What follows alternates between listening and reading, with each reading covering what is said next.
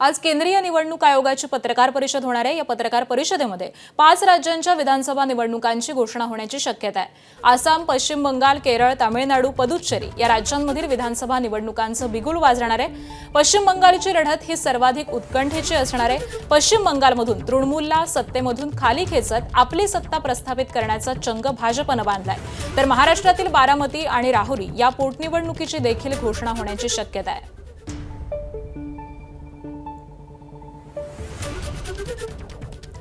तर पश्चिम बंगाल, तामिळनाडू, आसाम आणि केरळमधलं पक्षीय बलाबल नेमकं कसं आहे, ग्राफिक्सच्या माध्यमातून जाणून घेऊयात। तृणमूल काँग्रेस 215, भाजप 77 आणि इतर 2 असं पश्चिम बंगालमधील हे पक्षीय बलाबल आहे।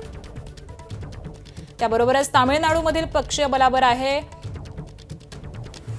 AIADMK 66, काँग्रेस 18, PMK 5 आणि भाजप 4। त्याचबरोबर आसाममधील पक्षीय बलाबल भाजप 60, काँग्रेस 29 आणि UDF 16। आसाम गण परिषद 9, UPPL 6। त्यानंतर केरळमधील पक्षीय बलाबल नेमकं कसं आहे आपण जाणून घेऊयात। LDF 99, त्यानंतर UDF आणि काँग्रेसची युती आहे, त्यांचे 40 आमदार आहेत। त्याचबरोबर भाजप 1।